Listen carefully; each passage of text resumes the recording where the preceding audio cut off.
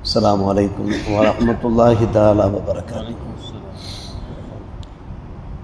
بسم الله الرحمن الرحيم. وعن أبي هريرة رضي الله تعالى عنه أن رسول الله صلى الله عليه وسلم قال: إنه من لا يرحم لا يرحم. آمنا بالله صدق الله مولانا العلي العظيم وصدق رسوله النبي الكريم. பெருமானார் ரசூலே கரீம் ஸல்லல்லாஹு அலைஹி வஸல்லம் அவர்கள் பகிர்ந்ததாக அண்ணல் அபூ ஹுரைரா ரலியல்லாஹு தஆலா அவர்கள் அறிவிப்பு செய்கிறார்கள். எவர் கருணை காட்டவில்லையோ அவருக்கு அல்லாஹ் கருணை காட்ட மாட்டான் என்றார்கள் நபிகள் நாயகம் ஸல்லல்லாஹு அலைஹி வஸல்லம். பிறர் மீது நாம் கருணை காட்டக்கூடியவர்களாக, அன்பு செலுத்தக்கூடியவர்களாக, மனித நேயத்தோடு நடந்து கொள்ளக்கூடியவர்களாக நாம் இருக்க வேண்டும். அப்போதுதான் இறைவனுடைய கருணை நமக்கு கிடைக்கும், அவனுடைய கிருபை நமக்கு கிடைக்கும். சுருக்கமான முறையில் நபிகள் நாயகம் ஸல்லல்லாஹு அவர்கள் நவீன விட்டார்கள், இன்னஹு மல்லா யர்ஹமு லா யுர்ஹமு என்று. பெருமானார் ரசூலே கரீம் ஸல்லல்லாஹு அலைஹி வஸல்லம் அவர்களை சங்கைமிகு உலமாக்கள் குர்ஆனுடைய வசனத்தை மையமாக வைத்து அவர்களை பற்றி சிறப்பித்துக் கொண்டிருக்கிறார்கள். உமா அர்சல்னாக்க இல்லா ரஹ்மத்தன் லில் ஆலமீன், அகிலத்தாருக்கு அருட்கொடையாகவே தவிர நபியை நாம் உங்களை அனுப்பவில்லை. அவர்கள் அருட்கொடையாக வந்தார்கள், கிருபை காட்டக்கூடியவராக வந்தார்கள். பெருமானார் ரசூலே கரீம் ஸல்லல்லாஹு அலைஹி வஸல்லம் அத்தனை பேர் மீதும் அவர்கள் அன்பு செலுத்தியிருக்கிறார்கள், கிருபை காட்டியிருக்கிறார்கள். அதற்கான அந்த பல்வேறுபட்ட எடுத்துக்காட்டுகளைத்தான் நாம் இப்போது பார்த்து கொண்டிருக்கிறோம். இன்றைக்கு ஒரு முக்கியமான விஷயமாக சிறு பிள்ளைகள் மீது பெருமானார் ரசூலே கரீம் ஸல்லல்லாஹு அலைஹி வஸல்லம் அவர்கள் பெரிய அளவுக்கு அவர்கள் அன்பு செலுத்தியிருக்கிறார்கள், கிருபை காண்பித்திருக்கிறார்கள். நாம் முறை கேட்ட ஒரு விஷயம், அக்ரபுன் ஹாபிஸ் ஸல்லல்லாஹு அவர்கள் பெருமானார் ரசூலே கரீம் ஸல்லல்லாஹு அலைஹி வஸல்லம் அவர்களை பார்க்க வருகிறார். தங்களுடைய பேரப்பிள்ளை ஹசனை அவர்கள் கொஞ்சி கொண்டிருக்கிறார்கள், முத்தமிட்டு கொண்டிருக்கிறார்கள். அப்போது அவர் ஆச்சரியமாக சொல்லுகிறார், எனக்கு 10 குழந்தைகள் இருக்கிறார்கள், இதுவரை எந்த குழந்தையும் நான் முத்தமிட்டதில்லையே.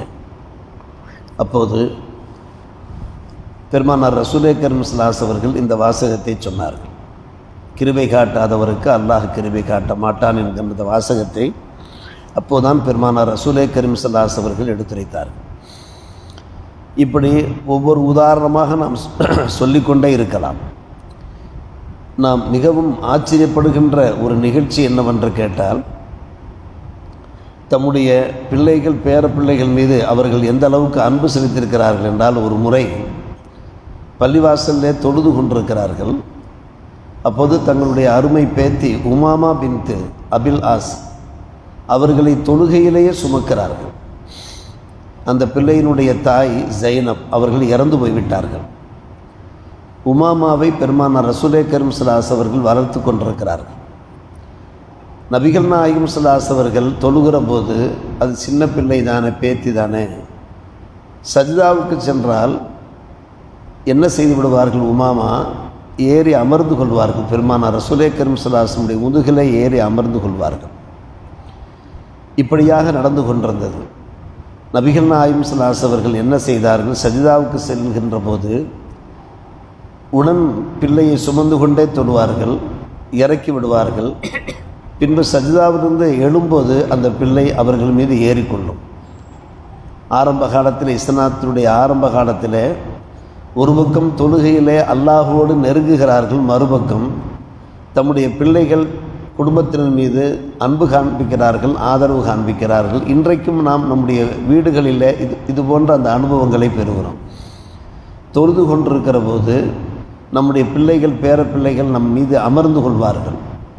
அந்த நேரத்தில் நாம் சடைவடைந்து விடக்கூடாது, கோபப்பட்டு விடக்கூடாது, ஆத்திரப்பட்டு விடக்கூடாது. அதை எப்படி நாம் அணுக வேண்டுமோ அணுக வேண்டும். நபிகள் நாயகம் ஸல்லல்லாஹு அலைஹி வஸல்லம் அவர்கள் அனைவரிடத்திலையும் அன்பு பாராட்டியிருக்கிறார்கள், கிருபை காண்பித்திருக்கிறார்கள். நாம் பலமுறை கேள்விப்பட்ட ஒரு விஷயம்தான், அப்துல்லாஹ் பின் ஷத்தாத் ரலியல்லாஹு அன்ஹுடைய தந்தை ஒரு ஹதீஸ் அறிவிக்கிறார்கள், நபிகள் நாயகம் ஸல்லல்லாஹு அலைஹி வஸல்லம் அவர்கள் மாலை தொழுகை ஒரு தொழுகை தொழுகிறார்கள். அப்போது தொழுகையிலே ஹசனாரை சுமந்து கொண்டே தொழுகிறார்கள். பெருமானார் ரசூலே கரீம் ஸல்லல்லாஹு அலைஹி வஸல்லம் அவர்கள் வீட்டிலிருந்து வரும்போதே ஹசன் ஹுசைனார் சேர்ந்து வருகிறார்கள். தொழுக ஆரம்பித்து விட்டார்கள். தொழுகை நடைபெற்று கொண்டிருக்கிறது. இமாம் ஜமாத்து நடத்தி கொண்டிருக்கிறார்கள். பெருமானார் ரசூலே கரீம் ஸல்லல்லாஹு அலைஹி வஸல்லம் சஜிதாவிலிருந்து வெகு நேரமாக எழவே இல்லை.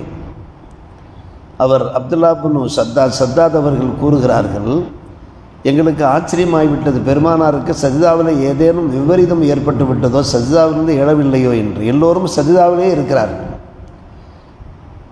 நான் என்ன செய்தேன், மெதுவாக சஜிதாவிலிருந்து தலையை தூக்கி பார்த்தால் பெருமானார் ரசூலே கரீம் ஸல்லல்லாஹு அலைஹி வஸல்லம் முதுகிலே ஹசன் அமர்ந்திருக்கிறார். எழாதவராக இருக்கிறார்கள். பெருமானார் ரசூலே கரீம் ஸல்லல்லாஹு அலைஹி வஸல்லம் என்ன செய்திருக்கலாம் என்றால், மெதுவாக சஜிதாவில் இருந்து எழுந்து தம்முடைய பேரப்பிள்ளையை இறக்கி விட்டிருக்கலாம். இல்லை, அப்படியே சஜிதாவிலே இருக்கிறார்கள். பெருமானார் ரசூலே கரீம் ஸல்லல்லாஹு அலைஹி வஸல்லம் அவர்கள் தொழுகை நிறைவு செய்கிறார்கள். பேரப்பிள்ளை எழுந்ததற்கு பின்பு மக்கள் கேட்கிறார்கள், யா ரசூலல்லாஹ், வெகு நேரம் தாங்கள் சஜிதா செய்தீர்களே, அத்தல்தஹா, வெகு நேரம் செய்தீர்களே, எங்களுக்கு பயமாகிவிட்டது, சஜிதாவில் உங்களுக்கு ஏதாவது சம்பவம் நேரிட்டு விட்டதோ என்று எங்களுக்கு பயமாகிவிட்டது என்று சத்திய சஹாபிகள் சொன்னபோது, குல்லுன் லம் யக்குன், சில சஹாபிகள் சொன்னார்கள், எதுவும் வஹி இறங்கி கொண்டிருக்கிறதோ நாங்கள் இன்னும் என்று. எந்த ஒன்றும் நடக்கவில்லை. மாறாக என்னுடைய மகன் என்னுடைய முதுகிலே சவாரி செய்து கொண்டிருந்தார். அவர் பயணம் செய்து கொண்டிருந்தார். அவர் பயணம் செய்து முடிக்கட்டும் என்பதற்காக வேண்டி நான் சற்று நேரம் தாமதித்தேன். நாம் அவரை அவசரப்படுத்திவிடக்கூடாது என்பதற்காக வேண்டி, அவர் தம்முடைய ஆசையை நிறைவேற்றட்டும் என்பதற்காக வேண்டி நான் சஜிதாவிலே இருந்தேன் என்கிறார்கள் நபிகள் நாயகம் ஸல்லல்லாஹு அலைஹி வஸல்லம். இது போன்று பல விஷயங்கள். இதையெல்லாம் பார்த்த சத்திய சஹாபிகள் என்ன செய்வார்கள், தங்களுடைய பிள்ளைகள் பேரப்பிள்ளைகளை, பிள்ளைகள் பிறந்து விட்டாலே உடனடியாக பெருமானார் ரசூலே கரீம் ஸல்லல்லாஹு அலைஹி வஸல்லம் அவரிடத்தில் கொண்டு வந்து விடுவார்கள். நபிகள் நாயகம் ஸல்லல்லாஹு அலைஹி வஸல்லம் அவர்கள் என்ன செய்வார்கள், குழந்தைகளுடைய பரக்கத்துக்காக துவா செய்வார்கள். பேரிச்சம்பழத்தை தாங்கள் சுவைத்து அந்த குழந்தைகளுடைய வாயிலே அதனுடைய ஸ்வீட்டை வைப்பார்கள் என்றெல்லாம் நாம் பார்க்கிறோம்.